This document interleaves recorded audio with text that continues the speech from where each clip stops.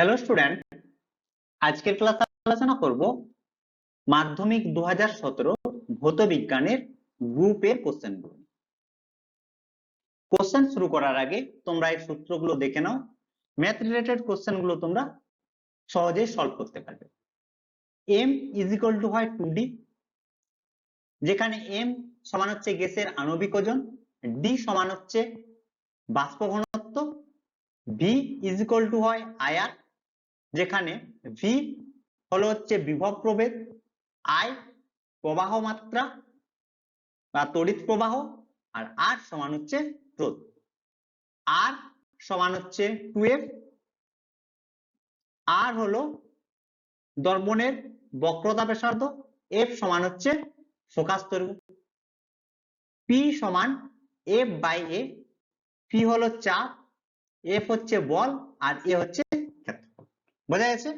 এখন তাহলে কোশ্চেন গুলো দেখো। প্রথম কোশ্চেনে কি বলেছে যে প্রদত্ত কোনটি গ্রিন হাউস গ্যাস নয়। অপশন গুলো দেখো। ফার্স্ট বলেছে মিথেন, বি তে বলেছে জলীয় বাষ্প, সি তে বলেছে কার্বন ডাই অক্সাইড, আর ডি তে দিয়েছে অক্সিজেন। তাহলে সঠিক উত্তর হবে অক্সিজেন। অক্সিজেন হচ্ছে গ্রিন হাউস গ্যাস নয়, আর বাকি তিনটে হচ্ছে গ্রিন হাউস গ্যাস। অক্সিজেন আর নাইট্রোজেন এই দুটো হচ্ছে গ্রিন হাউস গ্যাস নয়। অক্সিজেন আর নাইট্রোজেন এরা ইনফ্রারেড রশ্মি শোষণ করতে পারে না, তাই এরা গ্রিন হাউস গ্যাস। বোঝা গেল? তাহলে অক্সিজেন আর নাইট্রোজেন গ্রিন হাউস গ্যাস শোষণ করতে পারে না, তার জন্য এরা গ্রিন হাউস গ্যাস।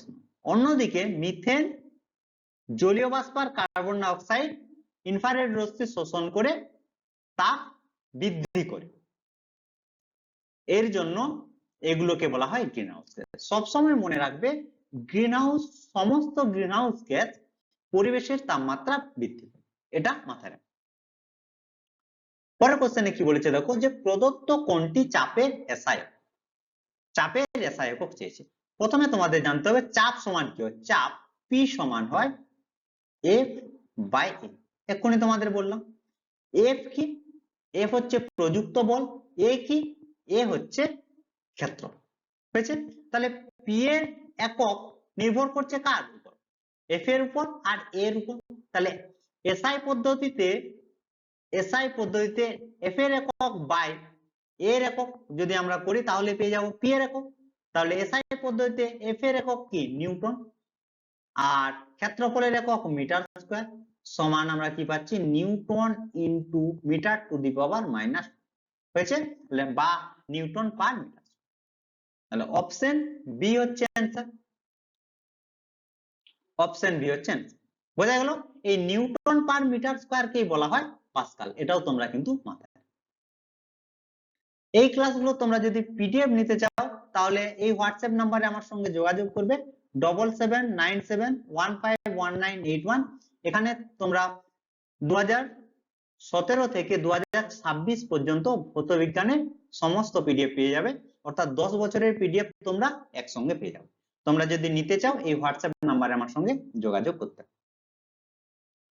পরের কোশ্চেনে কি বলেছে দেখো, যে একটি গ্যাসের বাষ্প ঘনত্ব এখানে দিয়েছে 32, প্রদত্ত কোনটি গ্যাসের আণবিক ওজন। তাহলে আণবিক ওজন চেয়েছে। আণবিক ওজন m সমান কি হয়? m = 2 × d। এখানে d এর মান দিয়েছে, কত দিয়েছে? 32। তাহলে 2 × 32 গুণ করলে হচ্ছে 64। অপশন ডি হচ্ছে आंसर। যদি তোমাদের কোনো কোশ্চেন ডাউট থাকে তাহলে আমাকে কমেন্ট করে জানাবে কিন্তু। পরের কোশ্চেনে কি বলেছে দেখো, যে প্রদত্ত কোনটির উপর ধাতুর পরিবাহিতাঙ্ক নির্ভর করে। প্রদত্ত কোনটির উপর বলেছে পরিবাহিতাঙ্ক নির্ভর করে। তাহলে অ্যান্সার হবে অপশন সি, উপাদানের প্রকৃতির উপর পরিবাহিতাঙ্ক নির্ভর করে। এই পরিবাহিতাঙ্ক হচ্ছে নিজস্ব বৈশিষ্ট্য। এটা সবসময় মাথায় রাখবে যে পরিবাহিতাঙ্ক হলো একটি উপাদানের নিজস্ব বৈশিষ্ট্য। এটি আকার বলতে কি? দৈর্ঘ্য আর প্রস্থচ্ছেদ, এটির উপর নির্ভর করে না। এটা কিন্তু মনে রাখতে হবে। তাহলে এটি আকার অর্থাৎ দৈর্ঘ্য বা প্রস্থচ্ছেদের উপর নির্ভর করে না, এটি নির্ভর করে কার উপর? উপাদানের উপর নির্ভর করে। বুঝা গেল? অ্যান্সার হচ্ছে অপশন সি। পরের কোশ্চেনে বলেছে দর্পণের বক্রতা ব্যাসার্ধ এবং ফোকাস দৈর্ঘ্যের মধ্যে সম্পর্ক। এক্ষুনি তোমাদের বললাম, কি বললাম? আর ইজ ইকুয়াল টু 2f। এইগুলো একটু কিন্তু অপশন দেখে করতে হয়। তাহলে f ইজ ইকুয়াল টু কত হবে? r by 2। অপশন বি তে রয়েছে, অ্যান্সার হচ্ছে অপশন বি। পরের কোশ্চেনে কি বলেছে দেখো, যে প্রিজমের মধ্য দিয়ে সাদা আলো প্রতিসরণের ক্ষেত্রে যে বর্ণের বিচ্যুতি সর্বাধিক সেটি হলো। তাহলে সর্বাধিক বিচ্যুতি কার? এটা শেষ। সর্বাধিক বিচ্যুতি হচ্ছে বেগুনির ক্ষেত্রে। বিচ্যুতি বলতে সব থেকে বেঁকে কোনটি? দেখো সব থেকে নিচে রয়েছে বেগুনি, তাহলে বেগুনের বিচ্যুতি সব থেকে বেশি। সব থেকে কম কি? লাল। ওপরে দেখো লাল রয়েছে। এগুলো কিন্তু মাথায় রাখতে হবে, কি সব থেকে বেশি কার, সব থেকে কম।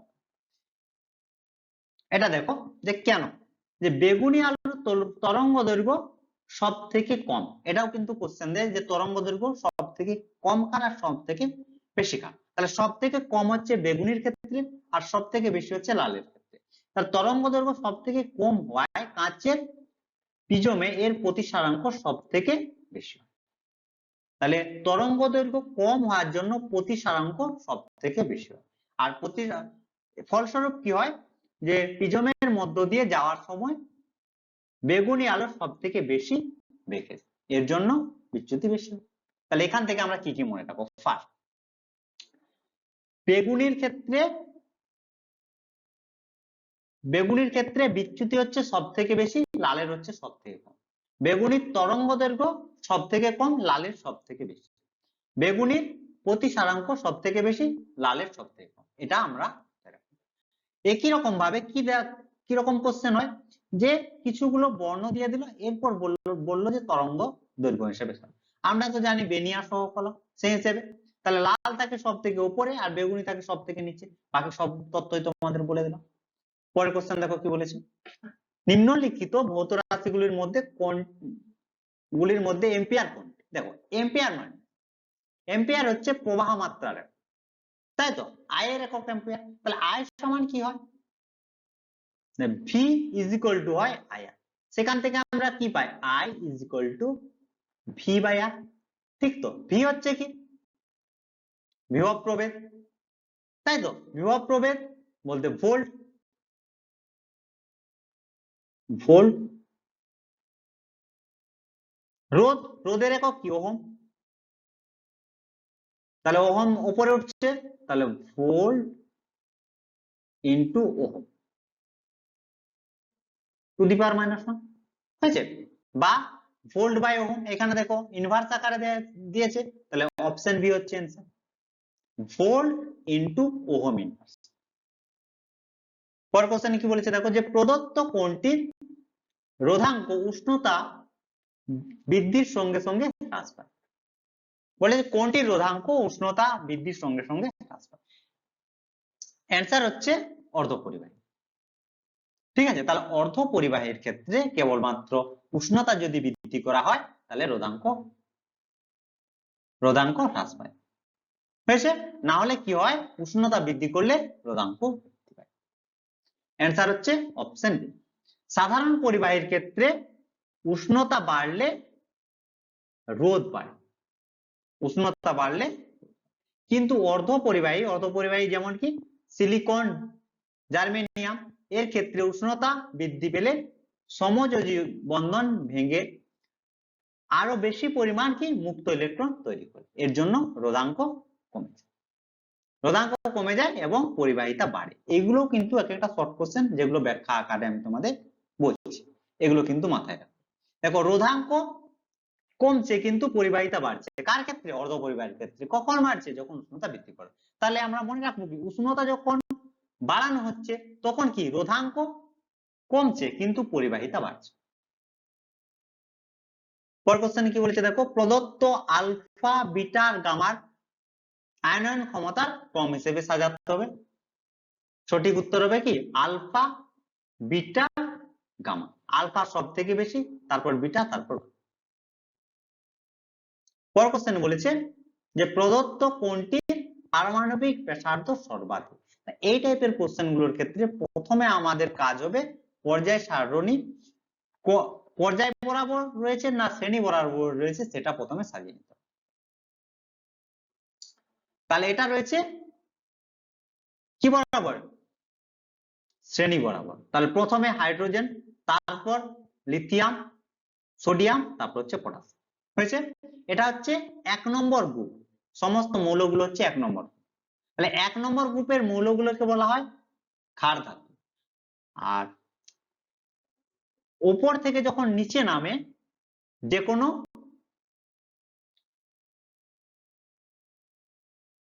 যে কোনো গ্রুপের ক্ষেত্রে যদি আমরা দেখি উপর থেকে নিচে নামে তখন মৌলগুলির আকার বাড়বে। হয়েছে? তাহলে উপর থেকে নিচে নামলে পরমাণুর আকার বাড়বে। সেক্ষেত্রে সঠিক উত্তর কি হবে? কে, কারণ কে সব থেকে নিচে রয়েছে। অপশন এ হচ্ছে অ্যান্সার।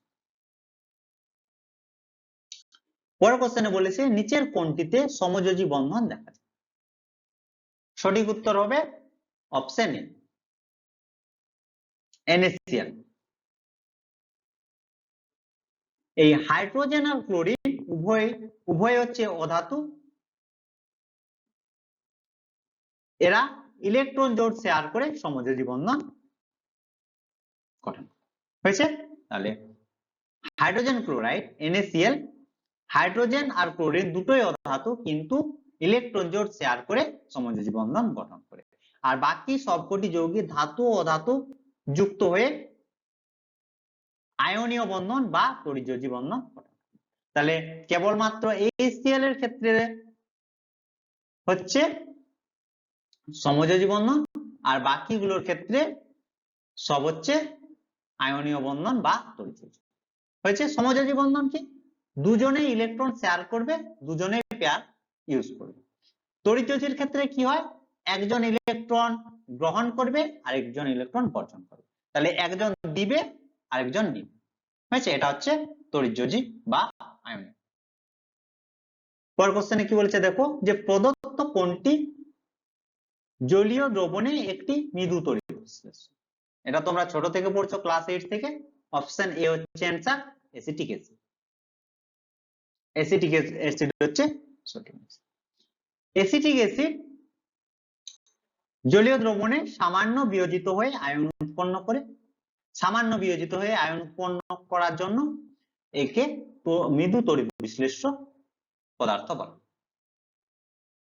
পরের কোশ্চেন, প্রদত্ত কোনটি আর্দ্র অ্যামোনিয়াকে শুষ্ক করতে ব্যবহার করা? সঠিক উত্তর হবে CaO। দুটো জিনিস, একটা হচ্ছে ক্ষারীয় আর একটা হচ্ছে আম্লীয়। দুটো ক্ষারীয় পদার্থগুলি এই যে NH3 সঙ্গে বিক্রিয়া করে। কি বললাম? যে ক্ষারীয় পদার্থগুলি NH3 সঙ্গে বিক্রিয়া করে। ভুল বললাম, যে NH3 সঙ্গে আম্লিক পদার্থগুলি বিক্রিয়া করে। NH3 সঙ্গে আম্লিক পদার্থগুলি বিক্রিয়া করে কিন্তু ক্ষারীয় পদার্থ বিক্রিয়া করে না। আর CaO এটা হচ্ছে ক্ষারী। এই CaO NH3 সঙ্গে বিক্রিয়া করে না, তার জন্য NH3 কে শুষ্ক করতে CaO ব্যবহার করা হয়। আর বাকি H2SO4 আর P2O5 এগুলো হচ্ছে আম্লিক পদার্থ, এগুলো হচ্ছে বিক্রিয়া করে। পরের কোশ্চেনে কি বলেছে দেখো, প্রদত্ত কোনটি অ্যালুমিনিয়াম ধাতুর আকরিক? অ্যালুমিনিয়ামের আকরিক হচ্ছে বক্সাইট। এটা সংকেত দেয় Al2O3 আর 2 অণু জল। বক্সাইটের সংকেত Al2O3 আর হচ্ছে 2 অণু জল। আর বাকি যেগুলো রয়েছে একটু দেখে নাও। রেড হেমাটাইট হচ্ছে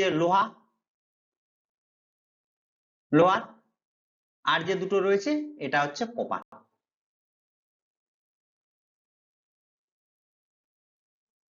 মেলাকাইট আর হচ্ছে চেলকোপাইডেট, এই দুটো হচ্ছে কপারের। বক্সাইড হয়ে গেল অ্যালুমিনিয়ামে, হেমাটাইট হচ্ছে লোহার।